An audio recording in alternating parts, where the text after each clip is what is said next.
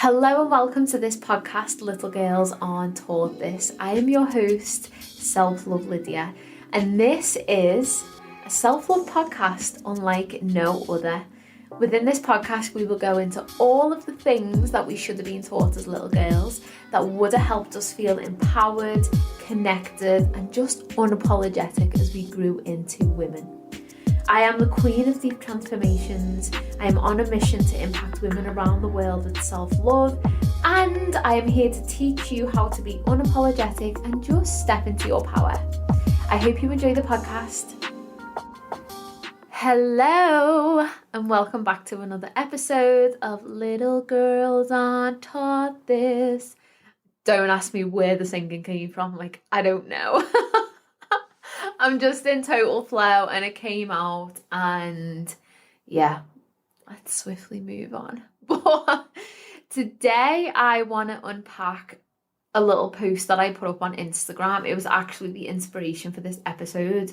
I posted it a few days ago now around empowerment, and it got a really, really good response. And the reason being is because I don't think many people view empowerment in this, in the way that I'm going to unpack it in this episode. I don't really think many people think of it this way. And I know for me on my journey, when I began looking at feeling empowered in myself and in my life in this way, I was like, oh, yeah, everything shifted and it aligned a lot more with the essence of self-love. And I know when I teach this to clients and, the penny finally drops and they get it, they're like, oh yeah, it makes so much sense and it's so simple.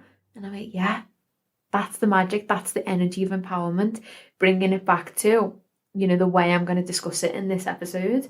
So the quote that I put up on Instagram was, empowerment is accepting all parts of yourself.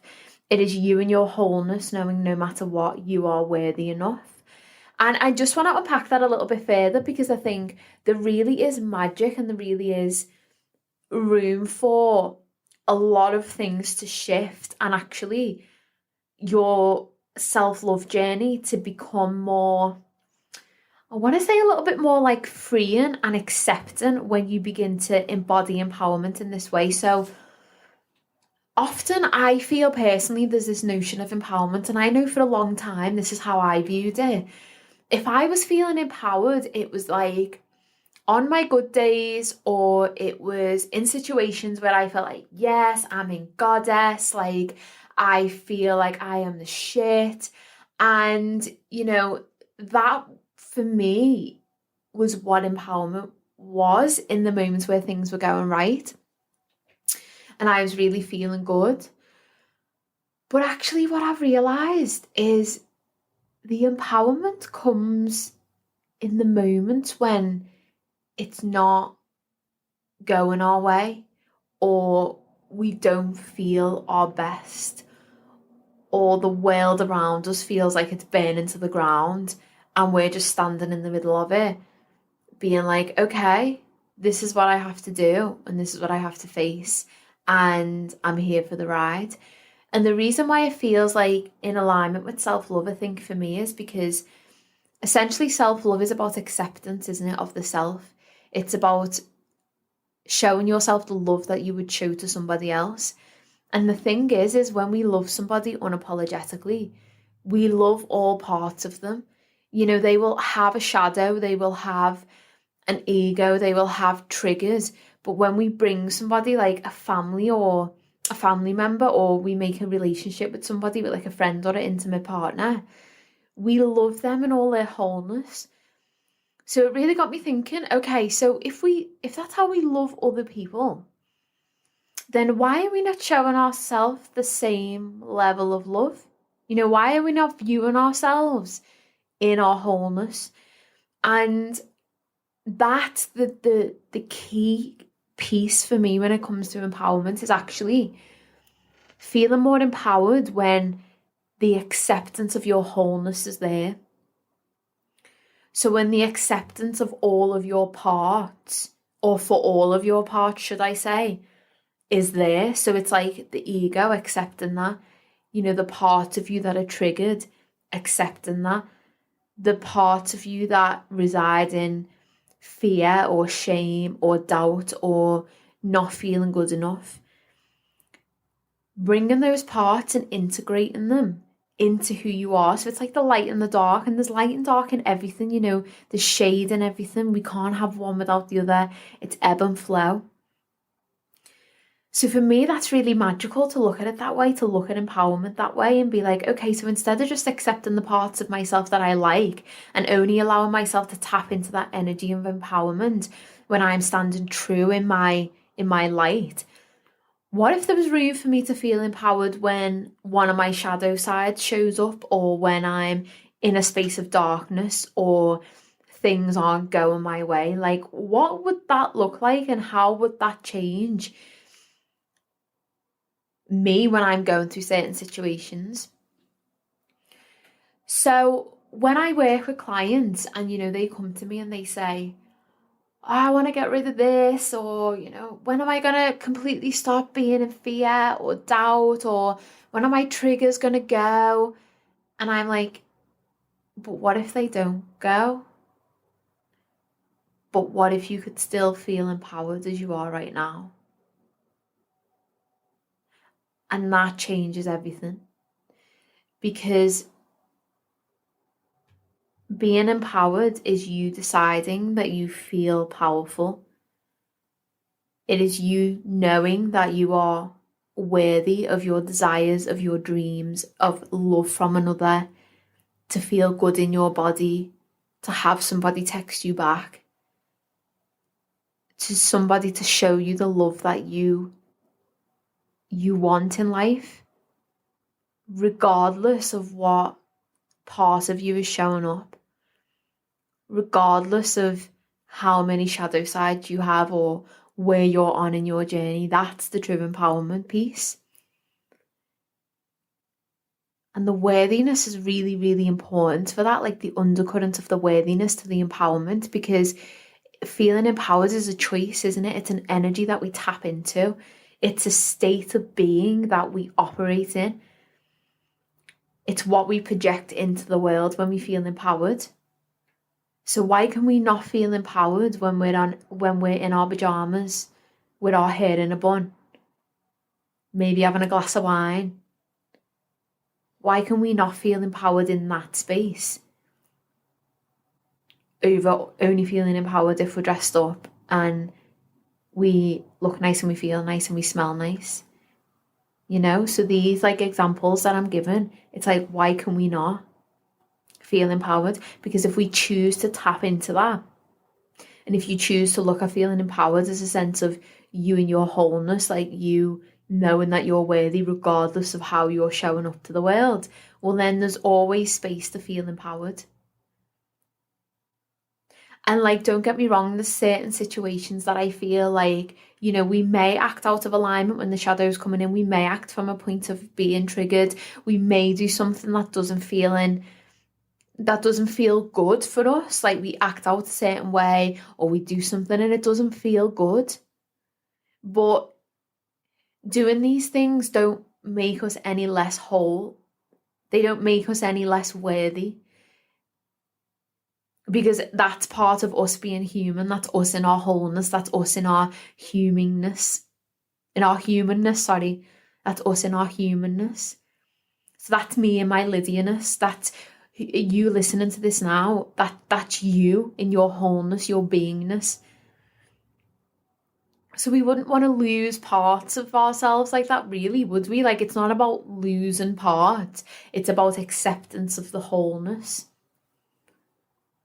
And I just think that's like a really beautiful way to look at empowerment. And I know when I started looking at it that way, it changed everything, because for a long time on my self-love journey, I would only feel empowered on the days when my body looked like I thought it should look, or my skin was how I wanted it to look, or my hair was nice, or I was showing up and being my best self. They were the days when I felt like I was deserving of feeling empowered.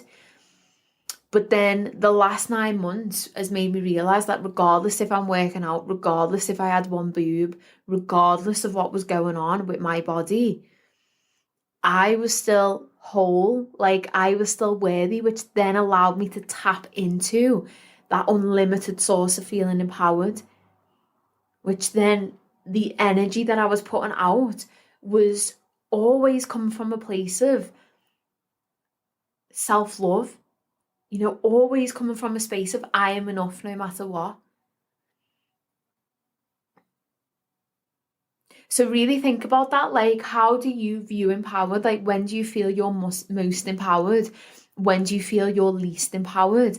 And how can you begin to take this perception and change, like integrate it into the other part and the other elements of your life and of you and of your journey where you may not feel as necessarily empowered?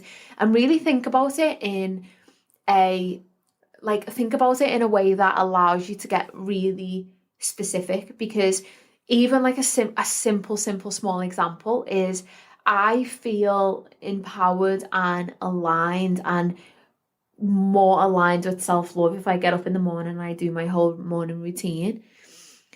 I feel like I've let myself down if I sleep in and I sleep through my alarm. But this morning, what I realized is, when I allowed myself to sleep in because my moon cycle's about to hit, I remember being in bed and just feeling so content and happy. And that allowed me to feel empowered, because I realised that not every single morning my body wants to get up at 5:30, 6 a.m. and sit and meditate and, move and all of these things. Like, sometimes my body, when she's preparing for her moon cycle, she just wants to sleep in and she just wants to get in the middle of the bed and starfish out, and that's okay. That doesn't mean I can't come from a space of feeling empowered because of that action. So, like, I hope this is making sense with these, like, small little examples. Because that was me knowing that I was worthy of listening to my body. Like, my body was worthy enough of me listening to her needs and meeting her needs. So I just want you to take this episode and think about it in terms of empowerment. And a journal prompt I would give you is to, I've just said, journal on the ways that you feel empowered, the times you don't feel empowered, and what empowerment means for you. Like, when are you truly showing up in your space and within yourself and feeling empowered, and why is that? Why the times that come to mind, why those times and why not other times? And then also think about how you can begin to, if this perspective that I've shared resonates in terms of the empowerment, how can you begin to embody that in your life? Like, how can you begin to integrate that and allow yourself to feel empowered in the situations and the experiences that you may not necessarily feel empowerment? And this is really, really big as well, I think, for people who've experienced trauma, because often what I hear is like, there's something missing. And it's even the language around like healing. This is another thing I've been thinking about, is when we say healing ourselves, it's like, yeah, I get that in terms of one element. Like, I get that there's parts of us that we are trying to heal and restore and not act from that place of like wounded. But there's also another part of me that's very much like, well, I believe that we are whole as we are. So I just haven't found a word that feels better for me to use yet, but it's something I'm feeling into. So yeah, like, if you've experienced trauma or you've experienced something difficult, like, it's understanding that you are whole as you are right now. Like, it's not about getting rid of parts. It's not about getting rid of things.